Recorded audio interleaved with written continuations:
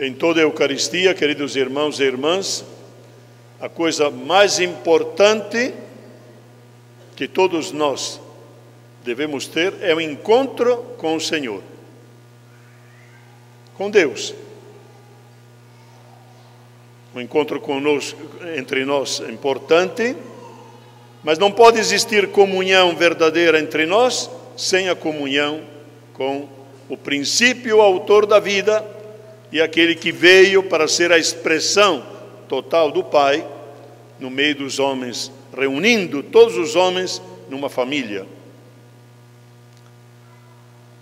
Pois que esse primeiro encontro é com a palavra, que deve ser bem proclamada e deve ser também entendida, não só intelectualmente, mas experimentada. Porque de Deus ou se faz uma experiência, ou vivemos na teoria e não responde às nossas situações de vida concreta do dia a dia. A experiência de Deus, que é aquilo que os apóstolos fizeram, cabeçudos como eles eram, e todos nós temos dificuldade, porque existe uma distância muito grande entre o ser de Deus e o ser humano, mas Deus quebra essas distâncias, inventando todos os modos para estar perto do ser humano, mandar o seu Filho para que nós conheçamos de verdade quem é Deus. Não é tão simples conhecer Deus. Ou Ele se revela e nós abertos tentamos seguir o caminho dele, ou senão nada. Sempre me impressionou muito uma expressão do Evangelho que diz: esta é a vida eterna de Jesus, que conheçam a Ti, Deus verdadeiro, e àquele a quem enviastes. Conhecer a Deus, segundo a Bíblia, o conhecer significa essa experiência, significa essa proximidade, significa estar em Deus, Ele dentro de nós e nós seguindo o seu caminho, e conhecer aquele que Ele enviou, porque somente através de mim, diz Jesus hoje, chegareis ao Pai. É a trajetória iluminada pela fé. Viemos de Deus, deturpamos muitas vezes a nossa história, estragamos muitas coisas, mas Deus nos quer resgatar a todos e nos levar à plenitude. O que significa essa plenitude? Estar em Deus. Depois se chama o céu, se chama sei lá o quê, tantas coisas, cada um tem um pedacinho do céu. Estar em Deus, que é a plenitude do amor e da vida, que às vezes não conseguimos nem imaginar. Não conseguimos imaginar, porque o amor eterno de Deus é infinito. E tudo o que Ele criou ao nosso redor é por amor. Deus não é egoísta, que faz uma coisa e cobra, não, gratuitamente. O que nós fizemos para vir ao mundo? O que nós fazemos tantas vezes? O amor gratuito de Deus. Mas pode ser acolhido ou não acolhido, porque o homem é feito à imagem e semelhança de Deus e livre também, com diversas propostas do inimigo e também de Deus, mas depende onde nós nos inclinamos para saber onde está a verdadeira vida, e aquele que não nos tapeia, mas é fiel nas suas promessas de amor, e aquele que depois de ter um pouco de resultado, quem sabe, afetivo ou imediato e mais, digamos, favorável ao momento da nossa vida, mas depois nos precipita num inferno que começa aqui e termina depois da outra parte. Deus quer nos acumular sempre dos seus bens, sempre, sempre, sempre, em toda a Eucaristia, toda a celebração litúrgica, porque na liturgia nós tornamos presente hoje o mesmo mistério que aconteceu 2000 anos atrás. Deus está sempre presente e Jesus garantiu: isto estarei convosco todos os dias até a consumação dos séculos. Depende se nós nos distraímos e vamos atrás de tantos outros palpites e propostas que hoje existem infinitamente pela mídia que nós temos. Ou a verdade, porque Jesus declara: eu sou não uma verdade, não um caminho, não uma vida, eu sou a verdade, o caminho, a vida.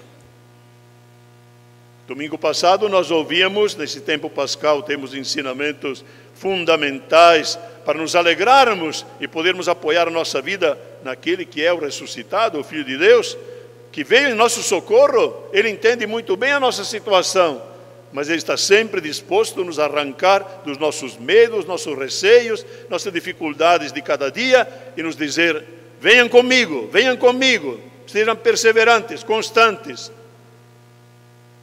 Vocês perceberão onde está o tesouro da vida, que a vida é um tesouro, mas nós podemos gastá-la em coisas muito supérfluas.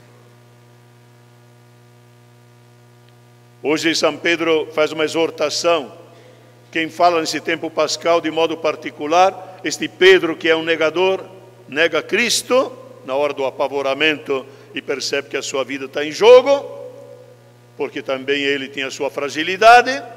Mas depois do Pentecostes, e nós estamos próximos agora do Pentecostes, depois que ele recebe este dom do ressuscitado, que é o Espírito Santo, que é a alma de Deus, que é a essência de Deus, não é uma pombinha como nós imaginamos, é todo o poder de Deus. O mundo criado também foi feito pelo Espírito de Deus. Este Espírito entrando dentro do ser humano, e nós começamos a receber esse Espírito no dia do batismo. Eu te batizo em nome do Pai, do Filho e do Espírito Santo. Não é do padre, nem da madre, nem dos padrinhos.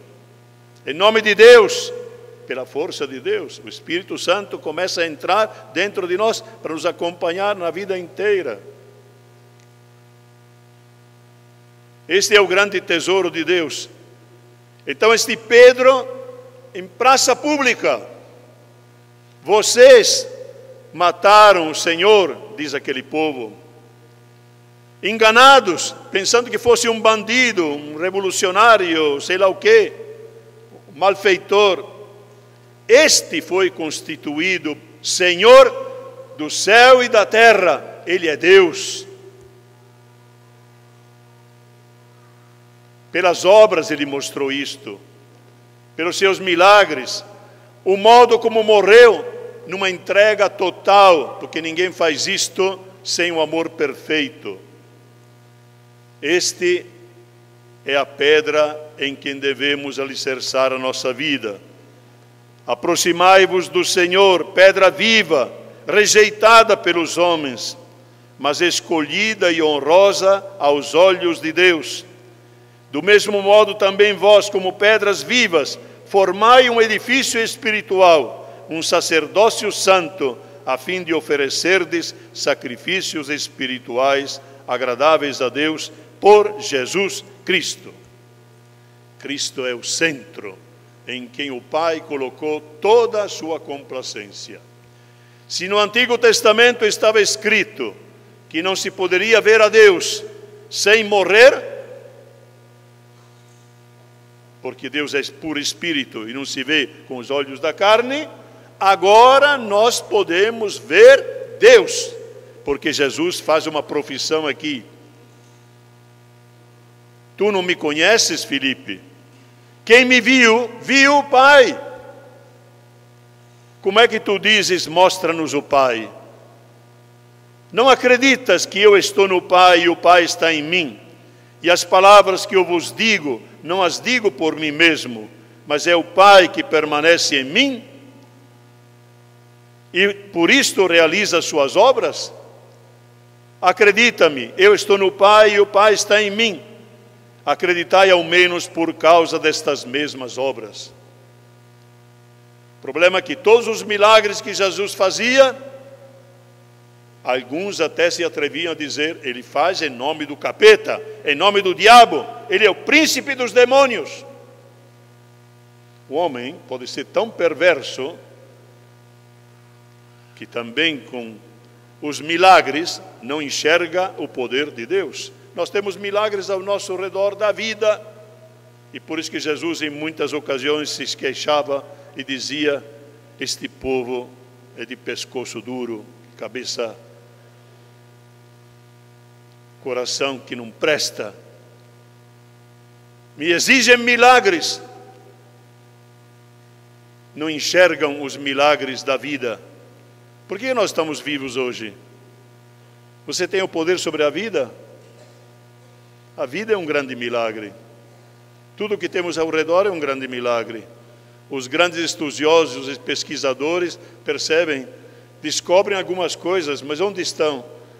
O poder do homem para sustentar as coisas. Quem conduz este universo? Para quem não tem fé, o acaso. O acaso.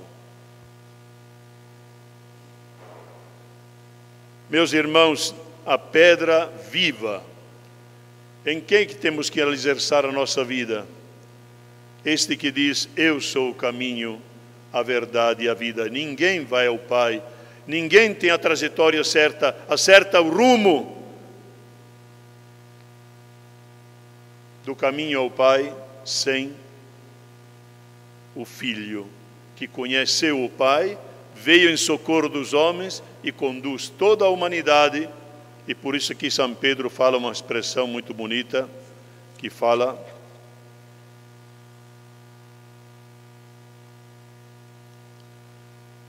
vós sois a raça escolhida, sacerdócio do reino, nação santa, povo que ele conquistou, para proclamar as obras admiráveis daquele que vos chamou das trevas para a sua luz maravilhosa. O cristão é alguém que enxerga com os olhos de Deus.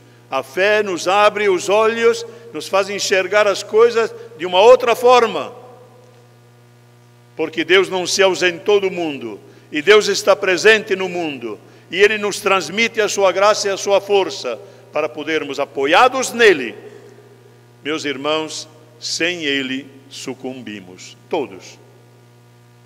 A grande crise da igreja também, muitos padres que desistem, muitos cristãos que desistem e tal, pode ver. Vão se isolando, não confiam no Senhor, não constroem sobre esta pedra fundamental, e a casa construída na areia e não nas pedras, primeira tempestade que vem, vai tudo junto. Cristo é a pedra angular. Por isso a obediência a Cristo, escutar a voz de Cristo, clamar a Cristo, a cada dia, onde estivermos, no trabalho: Senhor, ajuda-me, eu desejo o encontro contigo, preciso de Ti. Ele veio para nos salvar. Nos momentos litúrgicos, temos esta garantia maior, mas em todo momento o cristão deveria ter esse relacionamento de amizade, porque Jesus diz: eu não vim chamar vocês de servos. A Ele não interessa uma obediência moral, mas do coração, um amor. Por isso Ele diz: eu não vos chamo servos, vos chamo amigos, porque eu vos revelo todos os segredos que meu Pai me revelou, me mostrou, aquilo que eu sei do Pai, aquilo que eu vivo com o Pai. Os segredos da vida verdadeira, que dá sentido profundo à vida, vem deste Espírito que nós recebemos no início da nossa vida, quem sabe pelo batismo, e que agora se prolonga, se alimenta, se sustenta na escuta da palavra e nos sacramentos.